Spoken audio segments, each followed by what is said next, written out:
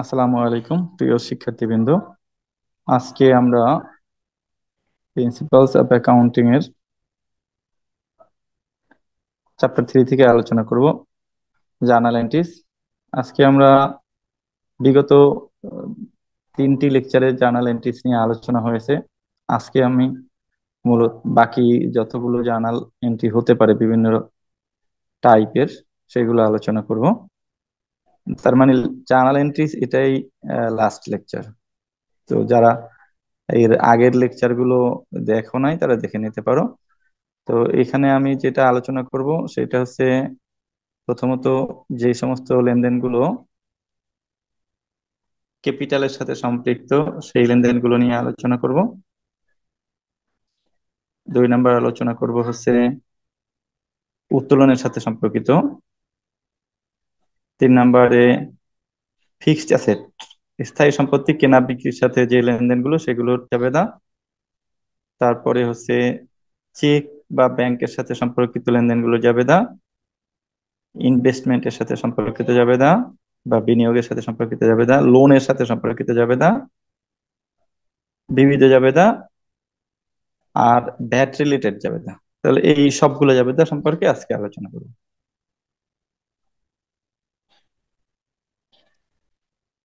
প্রথমেই আসি আমরা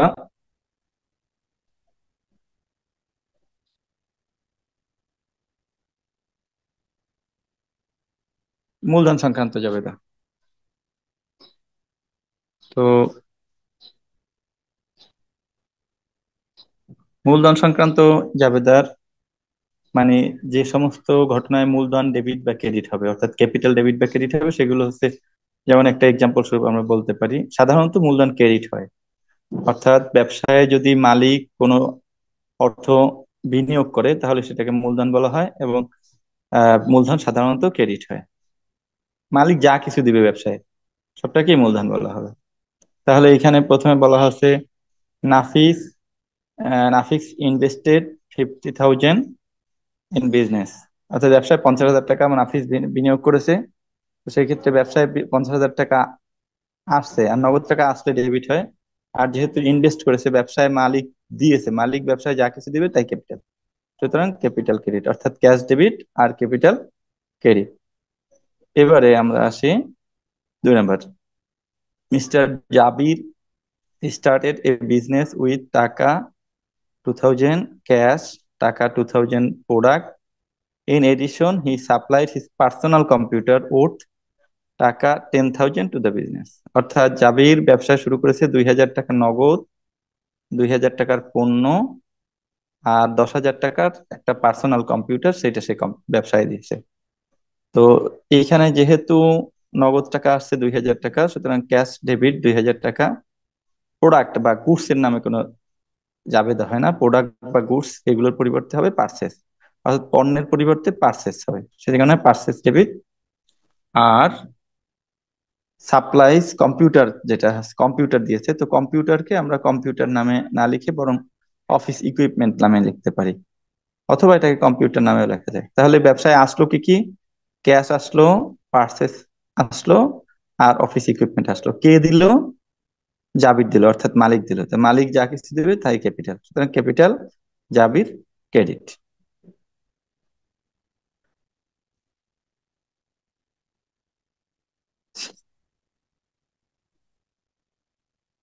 এবারে আসি mister Arif started his business with টাকা 5,000 ক্যাশ, 5,000 প্রোডাক্ট, 10,000 মেশিন, টাকা 12,000 loan from his friend Jalal. তো জালালের কাছ থেকে 12,000 টাকার লোন, আর 5,000 টাকা নগদ, পণ্য 10,000 টাকা, আর এই নিয়ে ব্যবসা শুরু করেছে। তো সেই ক্ষেত্রে ব্যবসা যদি শুরু করে সেই ক্ষেত্রে লোনের টাকাটাও ক্যাশ হিসাবে যুক্ত হবে। আর ব্যবসার যদি ব্যালেন্স থাকে তাহলে লোনের টাকা ক্যাশ হিসাবে যুক্ত হবে না। তার মানে লোন, এই ক্ষেত্রে লোন নিয়েছে, তাহলে লোন তো আর অন্য কিছু না, টাকাই। তো টাকা নিয়েছে লোন হিসেবে 12,000, আর নিজের ছিল 5,000। সব মিলিয়ে হচ্ছে 12 আর 5, 17,000 টাকা ক্যাশ ডেবিট। আর প্রোডাক্ট কে আমরা আগেই বলেছি যে প্রোডাক্ট বা গুডস এর নামে জাবেদা হয় না, এটা হবে পার্সেস। তাহলে ক্যাশ একটা পক্ষ হলো, পার্সেস একটা পক্ষ হলো, মেশিনারি আসছে, সম্পত্তি, মেশিনারি ডেবিট। লোন হিসেবে আমরা টাকা আনছি, সেই টাকাটা আমরা অলরেডি লিখে দিয়েছি। তাহলে ক্যাশ, পার্সেস এবং অফিস ইকুইপমেন্ট, এই তিনটা হচ্ছে ডেবিট। আর লোনের যে টাকাটা সেটা তো আমাদেরকে দিতে হবে, সুতরাং এটা দায়। লোন অ্যাকাউন্ট ক্রেডিট হবে দায় হিসাবে 12,000। আর বাকি টাকাটা মালিক দিয়েছে, তাহলে 20,000 টাকা। মোট তো ব্যবসায় আসছে আমাদের 17,000, 5,000, 23, 22,000 আর 10,000, 32,000। তার মধ্যে লোন নেওয়া হয়েছে 12,000, তাহলে বাকি 20,000 টাকা মালিক দিয়েছে। তো সেই হিসাবে মালিকের এই 20,000 টাকা ক্রেডিট হবে।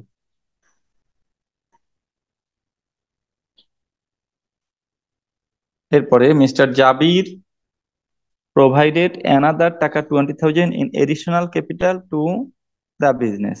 আবার নতুন করে 20,000 টাকা ব্যবসায় দিছে। তো নতুন পুরান যাই হোক, ক্যাপিটাল। তাহলে টাকা আসছে, নগদ টাকা আসছে, ক্যাশ ডেবিট আর ক্যাপিটাল ক্রেডিট।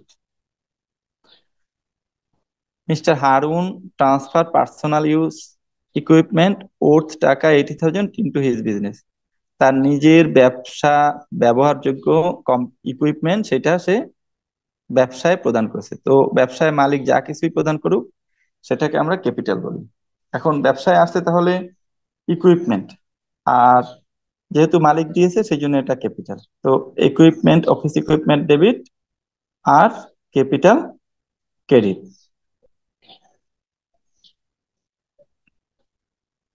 এরপরে due to lack of capital the owner sold his,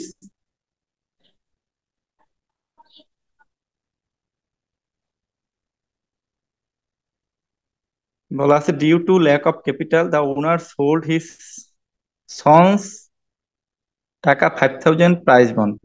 মানে মালিকের পুত্রের 5,000 টাকার প্রাইজ বন্ড ছিল, সেটা বিক্রি করছে। কত টাকায় বিক্রি করছে? 4,800 টাকায় বিক্রি করছে। অ্যান্ড পেইড টাকা 4,000 টু দ্য বিজনেস। ব্যবসায় দিছে 4,000 টাকা। তো মনে রাখতে হবে যে মালিক যাই করুক আর না করুক, সবকিছু ব্যবসায় দেখার বিষয় না, মালিকের দেখার বিষয় কেবল ব্যবসায় মালিক কতটুকু কন্ট্রিবিউট করছে। তা ব্যবসায় এখানে মালিক দিয়েছে 4,000 টাকা, কোথা থেকে দিয়েছে দেখার বিষয় না, মালিক দিয়েছে, তাই ব্যবসায় ক্যাশ টাকা আসছে, ক্যাশ ডেবিট। আর যেহেতু মালিক দিয়েছে, মালিকের সকল প্রধানই হচ্ছে ক্যাপিটাল, সেই হিসাবে ক্যাশ ডেবিট, ক্যাপিটাল ক্রেডিট 4,000 টাকা। আর এটা কয় টাকার জিনিস কয় টাকায় বিক্রি করছে, এটা হচ্ছে তাদের পার্সোনাল ম্যাটার, এটা এখানে আসবে না।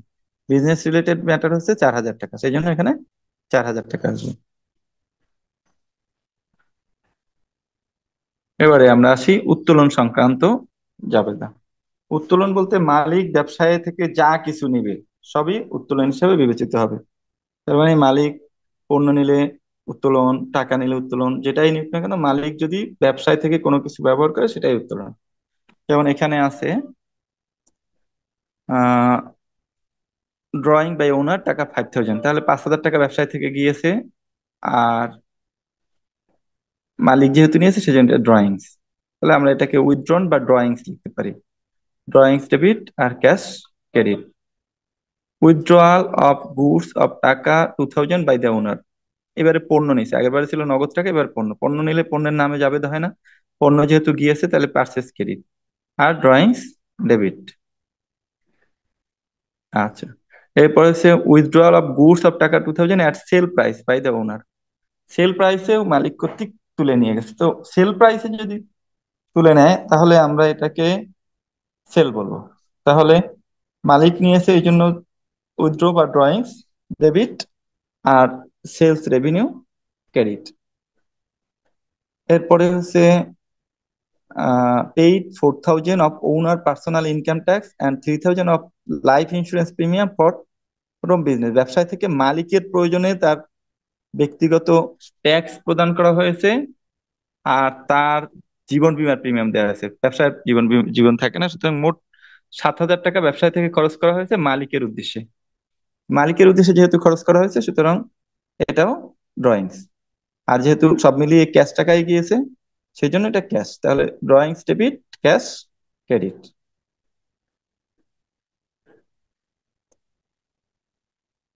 আবার দেখি, পেইড টাকা 5,000 for rent from business in which টাকা 2,000 of owner personal rent is included. 5,000 টাকা ভাড়া দেওয়া হয়েছে, যার মধ্যে মালিকের ভাড়া আছে 2,000 টাকা। তাহলে মালিকের যেটা সেটা উইথড্র বা ড্রয়িংস, আর বাকি 3,000 টাকা হচ্ছে রেন্ট। সেই হিসেবে ড্রয়িংস ডেবিট 2,000 আর রেন্ট এক্সপেন্স ডেবিট 3,000। তাহলে ক্যাশ হচ্ছে ক্রেডিট 5,000 টাকা।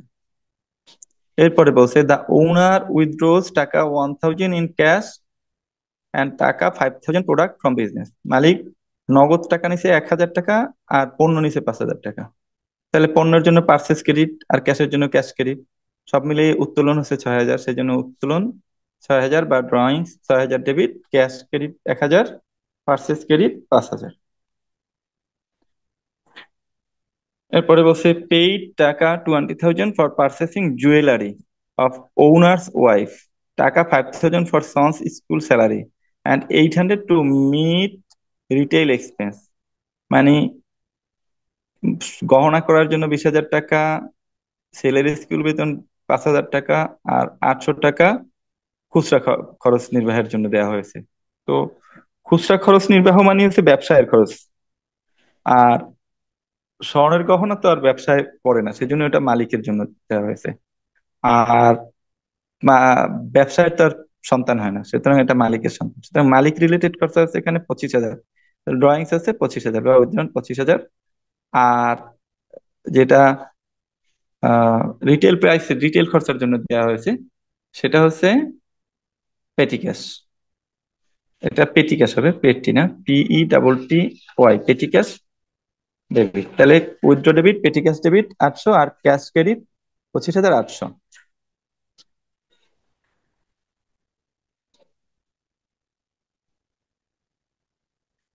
এবারে তাহলে আমরা আসি ফিক্সড অ্যাসেট ক্রয় বিক্রয় সংক্রান্ত জাবেদা। যেমন ফিক্সড অ্যাসেট যদি সাধারণত ক্রয় করে তাহলে ডেবিট হয় ফিক্সড অ্যাসেট, আর বিক্রি করলে ফিক্সড অ্যাসেট ক্রেডিট হয়, মানে সম্পত্তি আসলে ডেবিট আর গেলে ক্রেডিট। সেই হিসাবে আমরা জাবেদাগুলো করবো। এখানে বলছে পার্সেস ফার্নিচার ওর্থ টাকা 8,000 in cash and paid 500 for transportation cost. মনে রাখতে হবে সম্পত্তির ক্রয়ের সাথে ওই সম্পত্তি ব্যবহার উপযোগী করা পর্যন্ত যত খরচা আছে সব সম্পত্তির সাথে যুক্ত হবে। সেই হিসাবে এখানে 8,000 টাকায় কিনে 5,000 টাকা ভাড়া দিয়ে আনার জন্য পুরোটাই হচ্ছে ওই ফার্নিচারের সাথে সংযুক্ত হয়ে যাবে। সুতরাং ফার্নিচারের মূল্যই পড়বে 8,500 টাকা। তার মানে ফার্নিচার ডেবিট আর নগদ টাকা গিয়েছে, সেজন্য cash carry.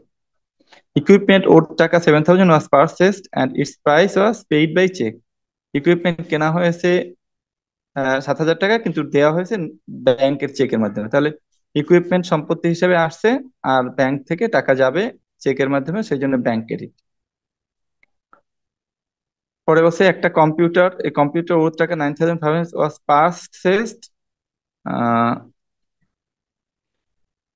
from Apollo Computer Limited and its transportation cost টাকা 300 was paid in cash.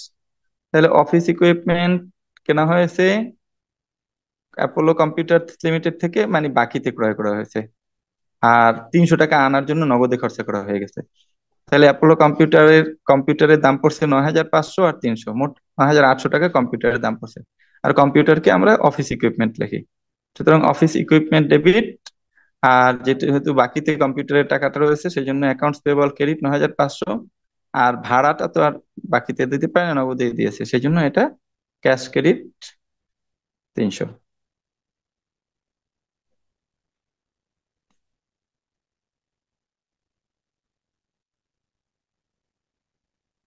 আবার বলছে কম্পিউটার ওর টাকা 9,500 ওয়াজ পারচেস, এটা আমরা বলেছি আগেই।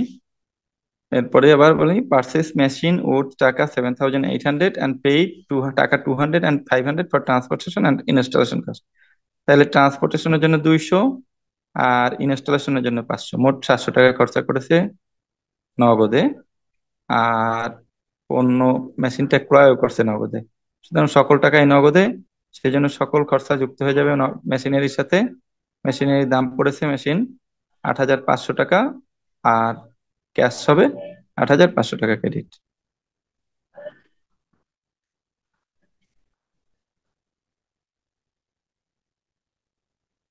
এবার বলছে purchase of steel chest and steel আলমিরা for 9,000 and purchase calculator wall clock typewriter, এগুলা কিনেছে হচ্ছে 900 টাকা। তাহলে স্টিলের আলমিরা কিনছে হচ্ছে 9,000 টাকার। স্টিলের আলমিরাকে ফার্নিচার বলি আমরা। আর ক্যালকুলেটর, ক্লক, টাইপরাইটার এগুলোকে আমরা অফিস ইকুইপমেন্ট বলি। তাহলে দুই ধরনের পণ্য কিনছে, একটা হচ্ছে ফার্নিচার সম্পত্তি কিনছে, আর অফিস ইকুইপমেন্ট 900 টাকা, বিনিময়ে 9,900 টাকা ক্যাশ গেছে। তাহলে সম্পত্তি দুইটা ডেবিট আর ক্যাশ ক্রেডিট। টাকা 1,200 wages paid for machine installation. Installation খরচা মেশিনের সাথেই যুক্ত হয়, এটাকে ওয়েজেস হিসেবে আমরা দেখাবো না। তো সেই হিসাবে wages debit, wages debit, machinery debit আর ক্যাশ ক্রেডিট। তারপরটা হচ্ছে cash paid taka 800 for transaction cost of new equipment. New ইকুইপমেন্টের জন্য ট্রান্সপোর্টেশন কস্ট দেওয়া হয়েছে, মানে খরচা। তাহলে ইকুইপমেন্টের সাথে এটা যুক্ত হয়ে যাবে, সেই হিসেবে equipment debit, cash credit. Transportation cost for furniture টাকা 600 paid in cash. Transportation cost মানে যেটা সম্পত্তি ওইটার সাথেই যুক্ত হবে, সেই হিসেবে furniture debit, cash credit. Purchase 3,000 chair, 5,000 table and 1,000 file cabinet, সবই ফার্নিচার। সুতরাং ফার্নিচার ডেবিট 9,500। আর এর মধ্যে টাকা দিচ্ছে অফিস বাই চেক বা transportation cost this are paid in cash. তাহলে চেক দিয়ে যেটা দিচ্ছে সেটা ব্যাংক, তাহলে ব্যাংকের মাধ্যমে দিচ্ছে 9,000 টাকা। আর এই ক্ষেত্রে যে ট্রান্সপোর্টেশন কস্ট 500 টাকা দিচ্ছে, এটা ক্যাশ, সুতরাং ক্যাশ হিসেবে ক্রেডিট 500। মোট খরচা 9,500। Van rent for bringing purchased computer 200 and 300 is paid for wages of computer installation। তাহলে দুইটাই কম্পিউটারের সাথে যুক্ত হয়ে যাবে। তো তার মানে কম্পিউটার হচ্ছে অফিস ইকুইপমেন্ট, সেই হিসেবে অফিস ইকুইপমেন্ট ডেবিট আর cash credit. The sale of equipment is টাকা 8,000, the book value of which is টাকা 8,000। সেল অফ ইকুইপমেন্ট, ইকুইপমেন্ট বিক্রি করা হয়েছে 8,000 টাকায়, যার বুক ভ্যালু 8,000 টাকা। তাহলে লাভ হয় না, লস হয় না, মানে ক্যাশ পেয়েছি 8,000 টাকা আর অফিস ইকুইপমেন্ট গিয়েছে 8,000 টাকা। সোল্ড ফার্নিচার অফ টাকা 8,000 হুইচ বুক ভ্যালু ইজ 9,000। তাহলে বুক ভ্যালু 9,000 হওয়া মানে 1,000 টাকা হচ্ছে একিউমুলেটেড ডেপ্রিসিয়েশন, না স্যার একিউমুলেটেড ডেপ্রিসিয়েশন বলে নাই কিছুই। তাহলে সোল্ড ফার্নিচার টাকা 8,000 হুইচ বুক ভ্যালু ইজ 9,000, অর্থাৎ 9,000 টাকার ফার্নিচার 8,000 টাকায় বিক্রি হয়েছে, 1,000 টাকা লস হয়েছে। শেষে ক্যাশ পেয়েছি 8,000, ফার্নিচার গেছে 9,000 টাকা, আর লস হয়েছে 1,000 টাকা, লস না sale of furniture. Sold machine 6,000, machine cost price টাকা 9,000 and book value is টাকা 5,000। তাহলে একটা মেশিন বিক্রি করা হয়েছে 6,000 টাকায়, যার কেনা মূল্য ছিল 9,000 টাকা, আর যার বুক ভ্যালু আছে 5,000 টাকা। মনে রাখতে হবে যে বুক ভ্যালু আর কস্ট প্রাইস এই দুইটার পার্থক্য হচ্ছে ডেপ্রিসিয়েশন। তাহলে স্বাভাবিকভাবে কোনো সম্পত্তি বিক্রি করার সময় ওর যে একিউমুলেটেড ডেপ্রিসিয়েশন হিসাব থাকে সেটাকে ক্লোজ করতে হবে। একিউমুলেটেড ডেপ্রিসিয়েশন সাধারণত ক্রেডিট হয়, তো এটা ক্লোজ করলে ডেবিট হয়ে যাবে। আর সম্পত্তি কস্ট প্রাইসে এটা ক্রেডিট হয়ে যাবে। আর সেলস প্রাইসটা যেটা আমরা ক্যাশ পাবো সেটা ডেবিট হবে। তাহলে এখানে ক্যাশ পেয়েছি 6,000 ডেবিট, আর একিউমুলেটেড ডেপ্রিসিয়েশন ছিল 9,000 বিয়োগ 5,000, 4,000 টাকা। এটা ক্লোজ হওয়ার জন্য ডেবিট হবে। আর মেশিনটা 9,000 টাকা দাম ছিল, সেটা মেশিনারি হিসেবে হবে। এখানে অফিস ইকুইপমেন্ট লেখা ভুল আছে, এটা হবে মেশিনারি। মেশিনারি হিসাব ক্রেডিট 9,000 টাকা। আর যেহেতু 4,000 টাকা বুক ভ্যালুর, 5,000 টাকা বুক ভ্যালুর সম্পত্তি 6,000 টাকা বিক্রি করা হয়েছে, 1,000 টাকা লাভ হয়েছে, সেই হিসাবে gain on sale of machinery credit 1,000 টাকা। এখানে শব্দটা মেশিনারি হবে। নেক্সট, সোল্ড কম্পিউটার এট টাকা 5,000, the cost price and book value of the computer at টাকা 8,500 and টাকা 6,000। তাহলে কস্ট ছিল 8,500 আর বুক ভ্যালু হচ্ছে 6,000। তাহলে ডেপ্রিসিয়েশন হচ্ছে 2,500, একিউমুলেটেড ডেপ্রিসিয়েশন। বিক্রি করা হয়েছে 5,000 টাকা, তাহলে ক্যাশ পাওয়া গেছে 5,000, একিউমুলেটেড ডেপ্রিসিয়েশন 2,500, আর কস্ট প্রাইস হচ্ছে 8,500। অফিস ইকুইপমেন্ট, কম্পিউটারকে আমরা অফিস ইকুইপমেন্ট বলি, সেই হিসেবে অফিস ইকুইপমেন্ট ক্রেডিট 8,500। তো এক্ষেত্রে আমরা দেখতেছি যে 6,000 টাকা বুক ভ্যালুর সম্পত্তি 5,000 টাকায় বিক্রি করেছে, তার মানে 1,000 টাকা লস হয়েছে। সুতরাং loss of sale of equipment debit 1,000 টাকা।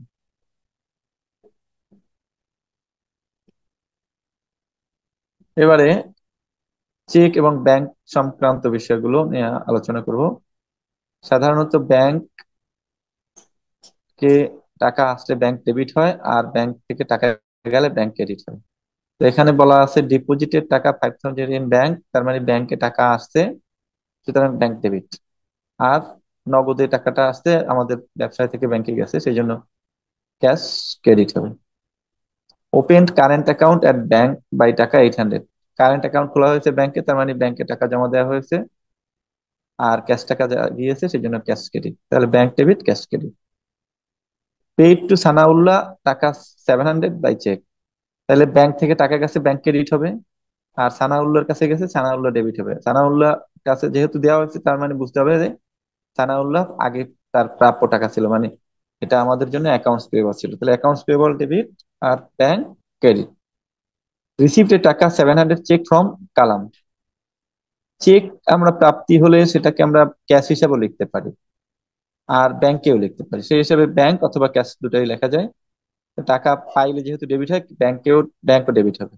আর পাইছি তাহলে অবশ্যই এটা প্রাপ্য টাকা ছিল, সুতরাং অ্যাকাউন্ট রিসিভেবল কালাম ক্রেডিট, আর ব্যাংক বা cash debit.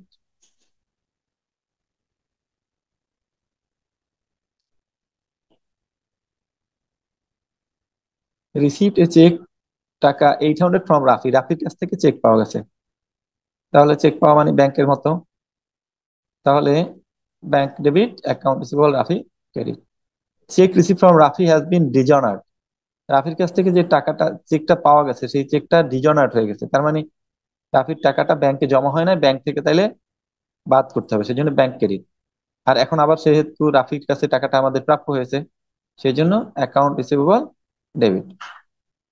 A bill receivable of টাকা 4,000 is collected by bank. Bank কর্তৃক বিল রিসিভ করা হয়েছে, তাহলে বিলের টাকা ব্যাংক থেকে আদায় করা হয়েছে। তো আমরা এটাকে নোট বলি, অর্থাৎ a note receivable collected 8,000 from a note receivable. তাহলে ব্যাংকে টাকা আদায় হয়েছে, ব্যাংক ডেবিট, আর নোট রিসিভেবল ক্রেডিট। এরপরে আছে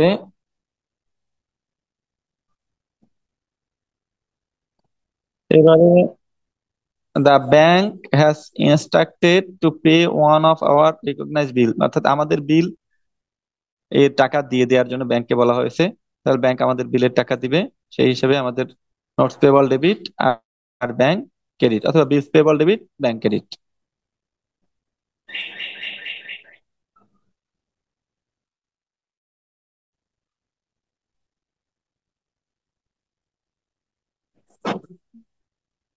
রিসিভ চেক ফর 4,000 and টাকা 3,000 from Aslam and Shoikat, and the first check is forwarded to Arif to pay liabilities.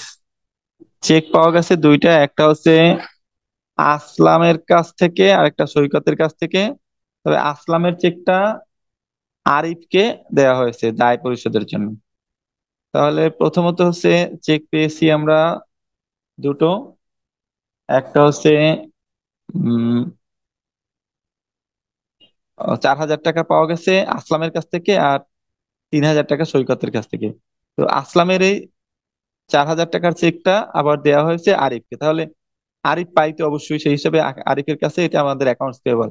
আর আসলামের কাছে আমরা পাইতাম, আসলামটা আমাদের কাছে অ্যাকাউন্ট রিসিভেবল। তাহলে অ্যাকাউন্টস রিসিভেবল থেকে অ্যাকাউন্টস পেয়েবল এর কাছে টাকা গেছে, সেই হিসাবে অ্যাকাউন্টস পেয়েবল ডেবিট, আর অ্যাকাউন্ট রিসিভেবল ক্রেডিট। আর পরের চেকটা যেহেতু আমাদের কাছেই থাকছে, সুতরাং ব্যাংকের টাকা বৃদ্ধি পাইছে, অথবা ক্যাশে আমরা এটা কালেকশন করতে পারি, সেই হিসাবে ব্যাংক অথবা ক্যাশ ডেবিট, আর account receivable Saikat credit. The cheques received earlier from Aslam and Saikat were dishonoured. Aslam এবং সৈকতের দুইটা চেকই ডিজনার্ড হয়েছে, তাহলে জাস্ট ওই জাবেদা দুইটার উল্টা জাবেদা হবে। একটা যেটা অ্যাকাউন্টস পেয়েবল ক্রেডিট ডেবিট ছিল, অ্যাকাউন্ট রিসিভেবল ক্রেডিট ছিল, সেটা অ্যাকাউন্ট রিসিভেবল ডেবিট হবে, অ্যাকাউন্টস পেয়েবল ক্রেডিট হবে। আর ব্যাংক অ্যাকাউন্ট রিসিভেবল যেটা ছিল, সেটা অ্যাকাউন্ট রিসিভেবল ডেবিট হবে, আর ব্যাংক ক্রেডিট হবে।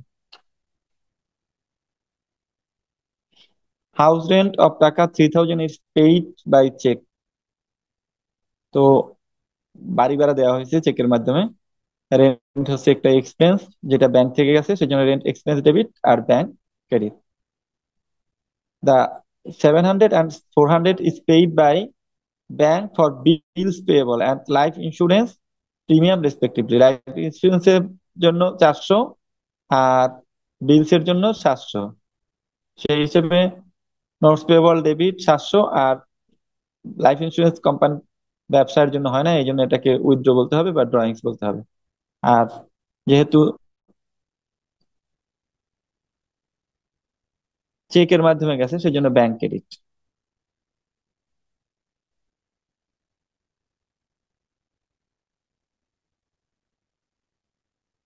Collected interest of investment of টাকা 2000 বাই ব্যাংক। ব্যাংক ইনভেস্টমেন্টের ইন্টারেস্ট কালেক্ট করছে, তাহলে ইন্টারেস্ট রেভিনিউ। তাহলে ব্যাংক ডেবিট আর interest credit, interest revenue credit. Withdrawal from bank of টাকা 4000 ফর অফিসিয়াল নিড অ্যান্ড টাকা 3000 ফর পার্সোনাল নিড। অফিসের জন্য 4,000 আর ব্যক্তিগতভাবে 3,000। তাহলে ব্যক্তিগতটা হচ্ছে ড্রয়িংস আর অফিসের জন্য এটা হচ্ছে ক্যাশ। তাহলে ক্যাশ ডেবিট, ড্রয়িংস ডেবিট আর bank credit. For official need, Taka 4,000 was withdrawn from bank, but in the way to Taka 200 was lost. অফিসের প্রয়োজনে 4,000 টাকা উত্তোলন করার পরে রাস্তায় 200 টাকা খরচা মানে ক্ষতি হয়ে গেছে বা হারাই গেছে। সেই হিসেবে ব্যবসায় এসে পৌঁছেছে 3,800 টাকা। সেই হিসাবে ক্যাশ ডেবিট 3,800 আর 200 টাকা লস হয়ে গেছে, এই জন্য অ্যাবনর্মাল লস 200 টাকা আর ব্যাংক ক্রেডিট 4,000 টাকা।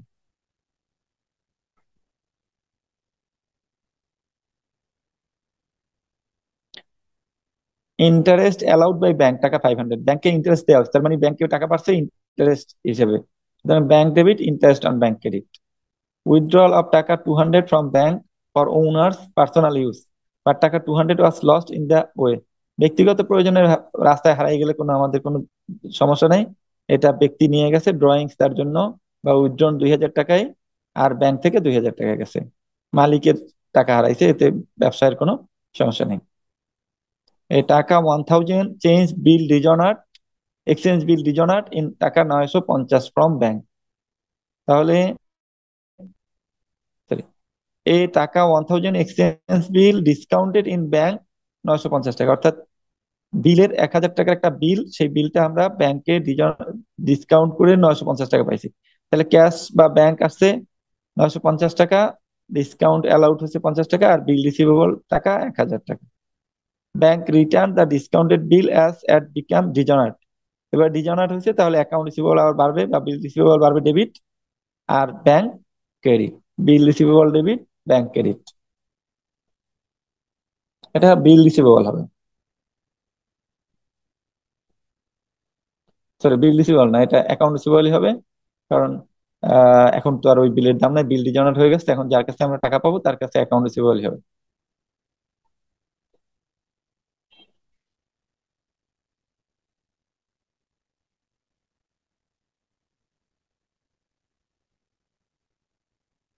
এবারে ইনভেস্টমেন্ট সংক্রান্ত যাবে দা, বলা আছে যে bought 50 shares of Shahjalal bank টাকা 100 পার শেয়ার, শেয়ার কিনেছি শাহজালাল ব্যাংকের investment. Investment in Shahjalal bank debit, cash credit. Bought 50 share of ICB limited 100 টাকা পার শেয়ার, 50 × 100, 5,000 টাকা investment debit, cash credit. Bought 10% of 5,000 of Bangladesh saving certificate, তার মানে ইনভেস্টমেন্ট ডেবিট, ক্যাশ ক্রেডিট 5,000 টাকা।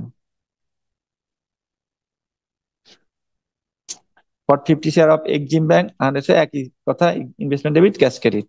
Receive 25% dividend on Exim bank share, dividend যেহেতু আমরা পেয়েছি সুতরাং cash debit, dividend revenue credit.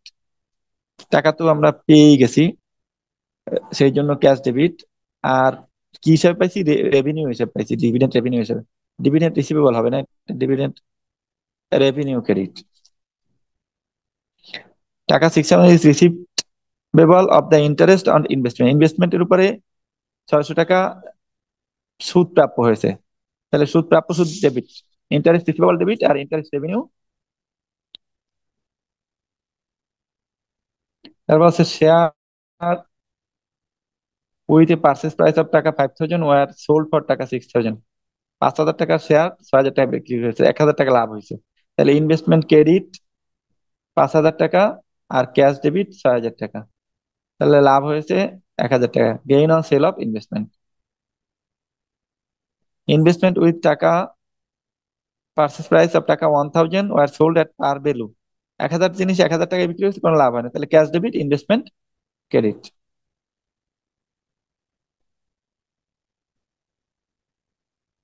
10% of 5,000 Bangladesh saving certificate were sold at taka 6,000। 5,000 টাকার জিনিস 6,000 টাকায় বিক্রি করেছে, 1,000 টাকা লাভ। ক্যাশ ডেবিট, ইনভেস্টমেন্ট ক্রেডিট, আর gain on sale of investment credit.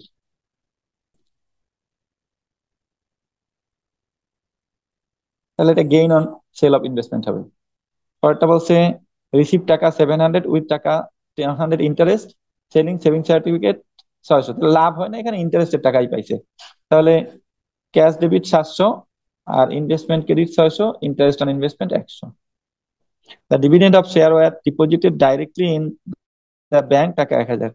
শেয়ারের ডিভিডেন্ড সরাসরি ব্যাংকে জমা দেয়, তাহলে bank debit, dividend revenue credit. Dividend revenue হবে।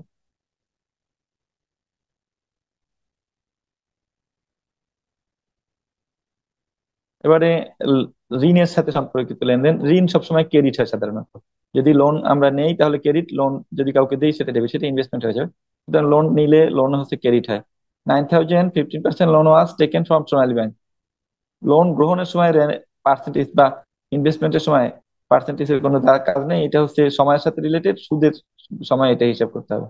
তাহলে 9,000 টাকা লোন দেওয়া হয়েছে, লোন নেওয়া হয়েছে সোনালী ব্যাংক থেকে। ক্যাশ ডেবিট, লোন ক্রেডিট, অর্থাৎ লোন ফ্রম সোনালী ব্যাংক বা loan credit. 7,000 loan was repaid with taka 1,000 interest receive from Aman.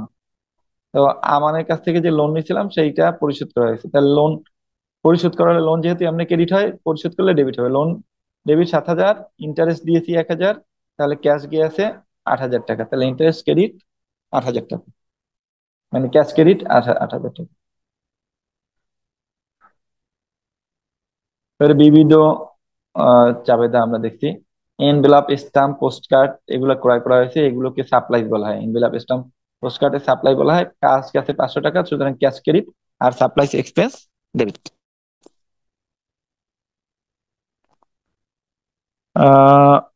Not paper, carbon, pens, note paper, carbon এগুলো সাপ্লাইস হিসেবে ব্যবহৃত। তো supplies debit, cash credit. 3,000 paid for gas, water, current and telephone bill, এগুলোকে utility expense বলে। সুতরাং utility expense debit, cash credit. Supplies were purchase at taka 600, supply debit, cash credit. Taka 200 was expend for tax and email cost, tax এবং email কস্টকেও আমরা utility expense বলতে পারি, সেই জন্য utility expense debit, cash credit. Supplies of টাকা 2,000 was purchased from golden store, 5% discount and paid with 10% VAT. তাহলে 2,000 টাকার জিনিস কিনছে, সেখানে 5% ডিসকাউন্ট। তাহলে 2,000 টাকার জিনিস 5% ডিসকাউন্ট হলে হয় হচ্ছে আহ 100 টাকা, তার মানে 1,900 টাকা। আবার সেখানে 10% দিচ্ছে ভ্যাট, তাহলে 1,900 10% 190 টাকা। 1,900 আর 190, 2,090 টাকা সাপ্লাইসের দাম পড়েছে, ক্যাশ হয়েছে 2,090।